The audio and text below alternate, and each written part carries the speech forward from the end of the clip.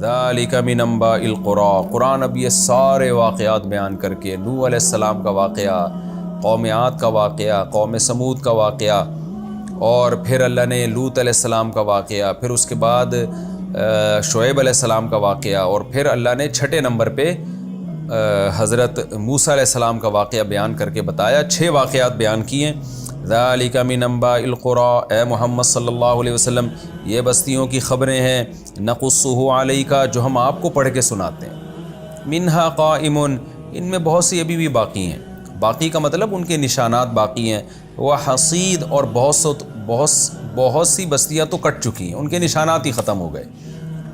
وما ظلمناہم ہم نے ان پر ظلم نہیں کیا تھا، ساری یہ بستیاں ہلاک ہوئی ہیں لیکن ہم نے ان پر ظلم نہیں کیا، ولکن ظلموا انفسہم انہوں نے خود اپنی جانوں پہ ظلم کیا، فما اغنت عنہم فائدہ نہیں پہنچایا ان کو، آلہتہم التی ان معبودوں نے، یدعون من دون اللہ جن کو یہ اللہ کو چھوڑ کر پکارا کرتے تھے، من شیء ذرا بھی فائدہ نہیں پہنچایا، بیکار چیزوں کی رضا میں ساری زندگی انہوں نے گزار دی۔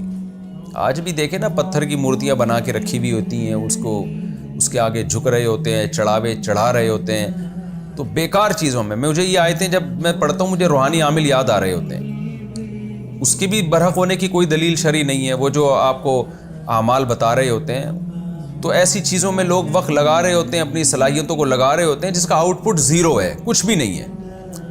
تو اسی وجہ سے سورہ کہف میں اللہ نے کیا فرمایا، الذین ضل سعیہم فی الحیات الدنیا وہم یحسبون انہم یحسنون صنعا، بہت سے لوگ ایسے ہیں جن کی کوششیں بیکار ضائع جا رہی ہیں لیکن وہ یہ سمجھ رہے ہیں کہ ہم عمل بہت اچھا کر رہے ہیں۔ تو وجہ کیا ہے کہ ان کے پاس اس عمل کے اچھے ہونے کی دلیل نہیں ہے، بس ادھر سے فلاں بزرگ سے سن لیا، فلاں عامل سے سن لیا، فلاں روحانی علاج والے سے سن لیا، اپنے باپ دادا سے سن لیا، اپنے کلچرز کو دیکھ لیا، اسی کو دیکھ کر صحیح اور غلط کا فیصلہ کرتے رہتے ہیں۔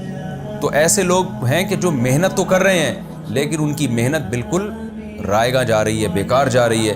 تو یہاں بھی اللہ کہتے ہیں انہوں نے جن لوگوں کو معبود بنا کے ان کی پرستش کی تھی، ان کی پوجا پاٹ میں لگے رہے، چڑھاوے چڑھاتے رہے، قربانیاں دیتے رہے، وہ معبود ان کے جب خدا کا عذاب آیا ہے تو من شیء ذرہ برابر بھی کام نہیں آئے، لما جاء امر ربک جب تیرے رب کا حکم آ گیا، وما زادوہم غیر تتبیب، اور چلو یہ ہوتا کہ فائدہ نہیں آتے تو نقصان تو نہ پہنچاتے نا، لیکن قرآن کیا کہہ رہے ہیں، ان معبودوں نے اضافہ نہیں کیا غیر تتبیب سوائے نقصان کے، یعنی نقصان میں انہوں نے اضافہ کر دیا۔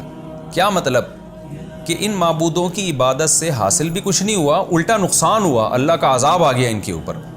آج بھی یہی ہوتا ہے، جب آپ روحانی علاج والوں کے پاس جاتے ہیں نا تو جن چڑیل بھوت تو بھگاتے نہیں ہیں، وہ آپ کو اور مصیبتوں میں ڈال دیتے ہیں۔ وہ لوگ آپ کسی غلط ڈاکٹر یا غلط حکیم سے جب علاج کراتے ہیں تو صرف یہ نہیں ہوتا کہ فائدہ نہیں ہوتا، بلکہ اس کی غلط دواؤں سے آپ کو الٹا نقصان ہونا شروع ہو جاتا ہے۔ تو اس لیے بغیر دلیل کے، بغیر کسی سائنٹیفک لاجک کے کبھی کسی کی بات کو ہمیں نہیں ماننا چاہیے، نہ کلچر کو فالو کرنا چاہیے، نہ کسی شخصیت کو فالو کرنا چاہیے، جب تک ہمارے پاس 2 دلائل میں سے ایک دلیل نہ ہو۔ ایک دلیل ہوتی ہے عقلی، جو تجربوں سے انسان سیکھتا ہے، عقل سے فیصلہ کرتا ہے، تجزیہ کرتا ہے، صحیح اور غلط میں فرق کرتا ہے، وہ ہے عقل۔ دوسری اس سے بھی بڑی دلیل ہمارے لیے ہے اللہ اس کے رسول کی بات، یعنی جس کو اسلام کہتے ہیں، شریعت کہتے ہیں۔ تو جب تک شریعت سے یا عقل سے کوئی دلیل ہمارے سامنے نہ آ جائے ہم کسی بات کے بارے میں فیصلہ نہیں کر سکتے اور لائحہ عمل زندگی کا طے نہیں کر سکتے۔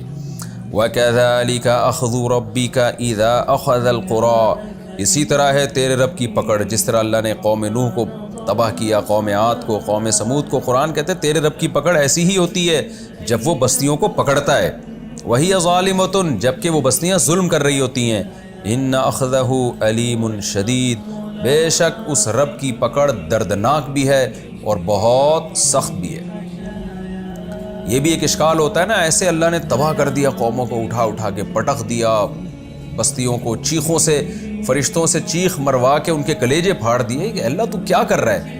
تو اللہ کہتا ہے جب بستی ظلم کرے گی تو خدا ہے وہ، پھر وہ رب العالمین ہے، اس کی پکڑ پھر اسی طرح ہوتی ہے جب وہ بستیوں کو پکڑتا ہے، جب عذاب میں ڈالتا ہے۔ ان فی ذلک لآیہ، اس میں بہت بڑی نشانی ہے، لمن خاف، اس شخص کے لیے، خاف عذاب الآخرہ، جو آخرت کے عذاب سے ڈرتا ہے۔ تو یہ جو بستیوں کے واقعات اللہ نے بیان کیے نا، ان میں جن کے دل میں آخرت کا خوف ہے، اللہ کے سامنے کھڑے ہونے کا، جواب دہی کا خوف ہے، ان کے لیے بہت بڑی نشانی ہے، عبرت ہے، جس کو دیکھ کے وہ اپنے اعمال کو درست کر سکتے ہیں۔ یہ آخرت کیا ہے؟ ذالک، یہ وہ دن ہے، یوم، یہ ایک ایسا دن ہے، مجموع لہ الناس، جس دن کے لیے لوگوں کو جمع کیا جائے گا، ساری انسانیت ایک میدان میں جمع ہو جائے گی۔ وذالک یوم، اور اس دن کو ہم ایک اور انداز سے ڈیفائن کرتے ہیں، یہ وہ دن ہے یوم مشہود، جس میں حاضری ہوگی، آدم سے لے کے قیامت تک آنے والا آخری انسان بھی وہاں اس میدان میں حاضر ہوگا۔ وما نؤخرہ، کب آئے گا یہ دن اے اللہ، اب تک کیوں نہیں آیا؟ تو اللہ فرماتے ہیں ہم اس کو مؤخر نہیں کر رہے، الا، مگر، لاجل، ایک وقت کے لیے معدود، جو اللہ کے علم میں گنا جا چکا ہے۔ کتنے سالوں کے بعد آئے گی، کتنی صدیوں کے بعد آئے گی، کتنے دنوں کے بعد وہ قیامت آئے گی، کتنے گھنٹوں کے بعد، کتنے منٹ کے بعد، کتنے سیکنڈوں کے بعد، وہ تمام چیز ہمارے پاس، وہ ہمارے ریکارڈ میں موجود ہے، وہ ہم نے گنے ہوئے ہیں وہ سارے دن، اس تک کے لیے ہم اس کو مؤخر کر رہے ہیں۔ تو وہ قیامت تمہاری مرضی سے نہیں آئے گی، وہ اللہ کی مرضی سے آئے گی۔ یوم یاتی، لیکن جس دن آئے گی، لا تکلم نفس الا باذنی، کوئی شخص کلام بھی نہیں کر سکے گا مگر اللہ کے اجازت سے، اللہ کی اجازت سے، ایسا اللہ کا جلال ہوگا، خوف ہوگا۔ فمنہم، اور لوگوں کی دو قسمیں ہو جائیں گی، فمنہم شقی، ان میں سے بعض بدبخت ہوں گے، وسعید، اور بعض خوش نصیب ہوں گے۔ جو بدبخت ہوں گے، ناکام ہوں گے، ان کا کیا حال ہوگا؟ فَأَمَّا الَّذِينَ شَقُوا، بہرحال وہ لوگ جو بدبخت تھے، فَفِي النَّارِ، وہ آگ میں ہوں گے، لَهُمْ فِيهَا، اس آگ میں ان کے لیے زفیر و شہیق، چیخ و پکار ہوگی۔ زفیر اور شہیق کا میں نے جب لفظی ترجمہ بتا رہا تھا پچھلے ایپیسوڈ میں، اس کو میں نے ڈیفائن کیا تھا، کسے کہتے ہیں زفیر، کسے، اور شہیق کسے۔ تو خلاصہ اس کا یہ ہے کہ بہت زور سے دھاڑے مار مار کے اس جہنم کی آگ میں وہ چیخ رہے ہوں گے۔ خالدین فیہا، اور اس آگ میں وہ ہمیشہ رہیں گے، ما دامت السماوات والارض، جب تک آسمان اور زمین قائم ہیں، الا ما شاء ربک، ہاں یہ کہ اللہ ہی چاہے، الا یہ کہ اللہ ہی چاہے۔ یہ محاورہ ہے، یہ جو ہے نا ما دامت السماوات والارض، جب بھی عرب میں کسی بات کو یہ تعبیر کیا جاتا ہے نا ہمیشہ یہ کام ہوگا، تو محاورے کے طور پہ یہ کہا جاتا ہے کہ جب تک زمین اور آسمان رہیں گے۔ اس کا مطلب یہ نہیں کہ جب تک زمین آسمان رہیں گے، کیونکہ زمین اور آسمان تو ویسے بھی قیامت میں تباہ و برباد ہو جائیں گے، وہ کون سا ہمیشہ رہنے والی مخلوق ہے۔ تو یہ محاورے کے طور پہ کہا جاتا ہے، اس میں حقیقت مراد نہیں ہوتی۔ وجہ اس کی ہے کہ قرآن مجید میں 20 مقامات پہ اور احادیث میں بھی 20 مقامات پہ یہ مضمون آیا ہے کہ جہنم کبھی فنا نہیں ہوگی، خالدین فیہا ابدا، قرآن کہتا ہے وہ جہنم میں رہیں گے ابدا، ہمیشہ ہمیشہ۔ تو ہمیشہ جہنم کی آگ میں کافر جلے گا، جہنم کبھی بھی فنا نہیں ہوگی، اس پر پوری امت کا اجماع ہے۔ اور نبی صلی اللہ علیہ وسلم نے فرمایا لا تجتمع امتی علی ضلالہ، میری امت گمراہی پہ جمع نہیں ہو سکتی۔ تو پوری امت کا اجماعی عقیدہ ہے کہ جہنم کبھی ختم نہیں ہوگی۔ تو اسی وجہ سے اس آیت کا مفہوم جو تمام مفسرین بیان کرتے ہیں اور صحابہ تابعین سے جو مفہوم چلا آ رہا ہے وہ یہی ہے کہ ایک محاورے کے طور پر کہا گیا ہے کہ جب تک زمین آسمان باقی رہیں گے اللہ تعالیٰ ان جہنمیوں کو جہنم میں رکھے گا۔ تو یہ محاورے کے طور پر یہ ہمیشہ رکھے گا۔ آج بھی ہم کہتے ہیں نا جب تک سورج چاند رہے گا بھائی فلانا تیرا نام رہے گا، اور جب تک جو ہے وہ سورج چاند باقی ہے یہ کام ہوتا رہے گا۔ تو یہ ہم ہمیشہ سے کسی چیز کو تعبیر کرنے کے لیے یہ محاورہ استعمال کرتے ہیں۔ تو عرب میں یہ محاورہ بہت ہے، ما دامت السماوات والارض، جب تک آسمان زمین رہیں گے۔ تو قرآن میں مجاز کا استعمال بھی بہت زیادہ ہوا ہے۔ مجاز کا مطلب کیا ہوتا ہے کہ جو لفظ ہے اس کے حقیقی معنی مراد نہیں ہے بلکہ اس کے مجازی معنی مراد ہے۔ قرآن بھی عربی زبان میں نازل ہوا تو عربی کے تمام محاوروں کو اس میں اعتبار کیا گیا ہے۔ الا ما شاء ربک، الا یہ کہ تیرا رب چاہے۔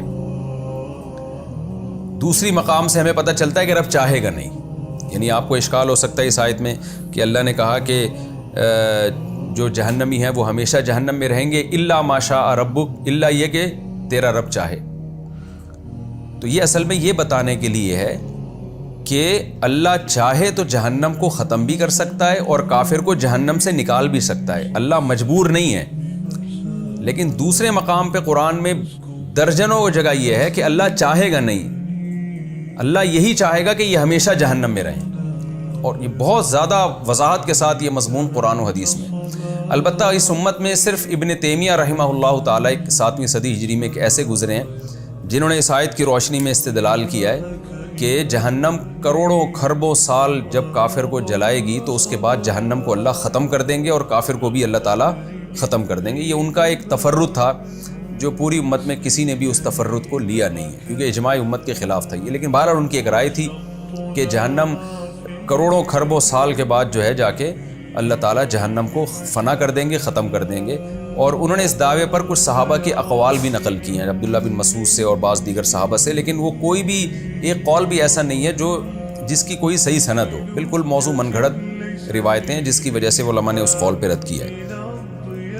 آگے اللہ فرماتے ہیں ان ربک فعال لما یرید، بے شک تیرا رب جو چاہتا ہے کر گزرتا ہے، لہذا تیرا رب اگر چاہے گا تو اگر چاہے تو وہ جہنم کو ختم بھی کر سکتا ہے، یعنی کوئی مجبور نہیں ہے وہ کہ وہ ہمیشہ ہی جہنم کو باقی رکھے، لیکن وہ چاہے گا نہیں۔ دوسرے مقام پہ ہمیں پتہ چلتا ہے کہ وہ چاہے گا نہیں ایسا، تو اس کی چاہت یہی ہے کہ وہ ہمیشہ کے لیے جہنم کو باقی رکھے گا۔ وَأَمَّا الَّذِينَ سُعِدُوا، اور وہ لوگ، اچھا ایک تفسیر اس کی یہ بھی کی گئی ہے کہ خالدین فیہا ما دامت السماوات والارض الا ما شاء ربک، ما شاء ربک کی ایک تفسیر یہ بھی کی گئی ہے کہ خالدین فیہا، جہنمی ہمیشہ جہنم میں رہیں گے جب تک زمین آسمان ہے، یعنی ہمیشہ، یہ زمین آسمان جب تک ہیں یہ ہمیشہ سے کنایا ہے، یہ بتانے کے لیے کہ ہمیشہ رہیں گے۔ الا ما شاء ربک، الا یہ کہ تیرا رب چاہے، تیرا رب چاہے تو کسی کافر کو توبہ کی توفیق دے دے وہ دنیا میں، اس کو کہتے ہیں مستثنی منقطع، کہ تیرا رب چاہے تو پھر اس شخص کو جو بدبخت آدمی ہے وہ ہمیشہ نہیں رہے گا، بلکہ اس کو اللہ توبہ کی توفیق دے دے گا، جس کا نتیجہ کیا نکلے گا، وہ ایمان پہ مرے گا اور ایمان پہ مرنے کے بعد اپنی سزا کھانے کے بعد وہ جہنم سے نکل آئے گا۔ تو یہ بھی ایک آیت کی تفسیر کی گئی ہے دوسری آیتوں کی روشنی میں کہ اللہ اگر چاہے گا تو کافر کو جہنم سے نکالے گا، مگر نکالے گا کیسے؟ اس طریقے پر جس طرح سے دوسرے مقامات پہ بیان کیا گیا ہے کہ وہ کافر گناہوں سے توبہ کی توفیق تو اس کافر کو نہیں ملی، لیکن کفر سے توبہ کر لی، اب گناہ ہے لیکن ہے مومن ہو گیا، تو اب اللہ اس کے حق میں کیا کرے گا کہ اس کو جہنم میں ڈالے گا، اور ما شاء ربک کا مراد ہے من شاء ربک، جس کو اللہ چاہے، تو جس کو چاہے گا نکال دے گا، تو اسی کو چاہے گا جو جس کی ایمان پر موت واقع ہوئی ہوگی۔ تو اب اس آیت کا اس لحاظ سے تفسیر کیا بنے گی؟ وہ تفسیر یہ بنے گی کہ جو لوگ بدبخت تھے وہ جہنم میں رہیں گے اور وہاں وہ چیخ و پکار کریں گے، اور اس جہنم میں وہ ہمیشہ رہیں گے جب تک آسمان زمین باقی ہیں، یعنی ہمیشہ رہیں گے۔ ہاں الا ما شاء ربک، ہاں وہ شخص جس کو اللہ چاہے، تو وہ کون سا شخص ہوگا؟ جو ہوگا تو بدبخت اور جائے گا بھی جہنم میں، لیکن ہوگا مومن، وہ تو مومن کو اللہ تعالیٰ نکال دیں گے۔ تو یہ بھی اس آیت کی ایک بڑی مضبوط تفسیر ہے، یہ بھی کی گئی ہے۔ وَأَمَّا الَّذِينَ سُعِدُوا، اور وہ لوگ جو نیک بخت ہوں گے، کامیاب ہوں گے، فَفِي الْجَنَّةِ، وہ جنت میں ہوں گے، خالدین فیہا، ہمیشہ اس جنت میں رہیں گے، ما دامت السماوات والارض، جب تک آسمان اور زمین باقی ہے، الا ما شاء ربک، الا یہ کہ اللہ چاہے کسی کو۔ اب اس میں بھی یہ ڈر لگ رہا ہے کہ اچھا یعنی جنتی ہمیشہ جہنم میں تو رہیں گے جب تک آسمان زمین باقی ہے، تو وہ تو میں نے بتایا ایک محاورہ ہے، آسمان زمین باقی ہیں، اس کا مطلب یہ نہیں کہ جب تک آسمان زمین باقی ہیں مطلب ہمیشہ رہیں گے، لیکن اگلے جملے سے انسان ڈر سکتا ہے کہ الا ما شاء ربک، اچھا کوئی ایسا بھی ہوگا جس کو اللہ جنت سے نکال دیں گے؟ تو آگے اللہ نے اس وہم کو ختم کر دیا کہ جہنمیوں کے بارے میں تو یہ امکان ہے کہ کوئی جہنم میں جا کے نکل آئے، جنتیوں میں یہ امکان نہیں ہے۔ کیوں؟ عطاءً، یہ ایک ایسی عطا ہوگی جنت غیر مجزوز، جو ختم ہونے والی نہیں ہے، جس میں انقطاع نہیں ہے۔ تو کیا مطلب؟ اللہ چاہے گا ہی نہیں ہے، یعنی اللہ چاہے تو جنتی کو جنت سے نکال تو سکتا ہے، یہ اس کی قدرت ہے، لیکن عطاءً خبر ہماری یہ ہے کہ یہ ایک ایسی عطا ہے غیر مجزوز جو کبھی ختم ہونے والی ہے نہیں، یعنی اللہ چاہے گا نہیں، اس لیے اللہ نے خبر تمہیں یہ دے دی کہ میں ہمیشہ جنت میں رکھوں گا۔ تو جہنم کے بارے میں تو اللہ نے جب آیت بیان کی نا تو اس میں یہ نہیں کہا کہ یہ ایسی سزا ہے جو غیر مجزوز ہے، جو کبھی ختم نہیں ہوگی۔ دوبارہ اس آیت کو دیکھیں، جہنم کی آیتوں میں کیا فرمایا کہ ہمیشہ خالدین فیہا، جہنمی ہمیشہ، جو بدبخت لوگ ہیں ہمیشہ جہنم میں جلیں گے جب تک زمین آسمان باقی ہیں، یعنی ہمیشہ جہنم میں جلیں گے، الا ما شاء ربک، سوائے اس شخص کو جس کو اللہ چاہے نکال لے۔ تو یہ کون ہوگا؟ جو مومن ہوگا جہنمی لیکن ہوگا مومن۔ کیوں؟ آگے اللہ نے یہ نہیں فرمایا کہ ایک ایسی سزا ہے جو کبھی ختم نہیں ہوگی۔ کیوں؟ پھر اس کا مطلب یہ ہوتا، یہ وہم ہو سکتا تھا کہ ایک طرف اللہ کہہ رہا ہے کہ جس کو اللہ چاہے گا نکال لے گا، دوسری طرف اللہ کہہ رہا ہے کہ ہمیشہ ہی جہنم میں رہیں گے وہ۔ ایک عذاباً غیر مجزوز، ایسا عذاب ہوگا جو کبھی ختم ہی نہیں ہوگا۔ یہاں یہ الفاظ نہیں ہیں، لیکن جنت کا جب اللہ نے بیان کیا کہ جس کو چاہے گا اللہ جنت سے نکال بھی سکتا ہے، لیکن ساتھ میں تسلی دے دی عطاءً، یہ ایک ایسی عطا ہے غیر مجزوز جو کبھی ختم نہیں ہوگی۔ یعنی اللہ کو قدرت تو ہے نکالنے کی، لیکن ہم تمہیں خبر دے رہے ہیں کہ نکالیں گے نہیں ہم۔ لیکن جہنم کے بارے میں ایسے الفاظ نہیں ہیں۔ وجہ اس کی واضح ہے کہ جہنم میں واقعی میں اللہ تعالیٰ بہت سارے جہنمیوں کو اللہ تعالیٰ جہنم سے نکالیں گے۔ یہ وہ لوگ ہوں گے جو اپنے گناہوں کی وجہ سے جہنم میں گئے یا کفر کی وجہ سے گئے، لیکن موت سے پہلے انہوں نے کفر سے توبہ کر لی تھی۔ فَلَا تَكُ فِي مِرْيَةٍ مِّمَّا يَعْبُدُ هَؤُلَاءِ، بس اے محمد صلی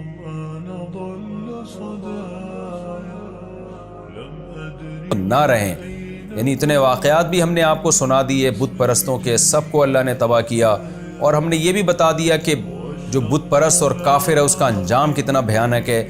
لہذا اب آپ کو ان کے مذہب کے باطل ہونے میں کوئی شبہ نہیں ہونا چاہیے۔ یہ کیوں عبادت کر رہے ہیں؟ پھر سوال پیدا ہوتا ہے اتنی بڑی قوم بتوں کو پوجتی کیوں ہے؟ اتنی بڑی قوم شرک کر کیوں رہی ہے؟ تو اللہ نے اس کا جواب دیا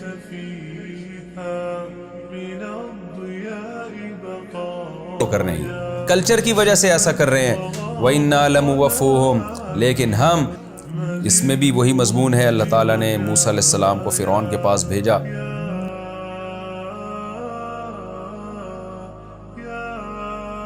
غرق کر دیا۔ ہمیں سبق کیا ملتا ہے کہ خدارا ہم ترقی یافتہ قوم پیچھے چل رہی ہے، یہ نہیں دیکھ رہے کہ کس چیز میں وہ صحیح ہے کس چیز میں وہ غلط ہے، بس چونکہ وہ ترقی یافتہ ہے لہذا وہ صحیح ہے، ہر چیز میں وہ صحیح ہے۔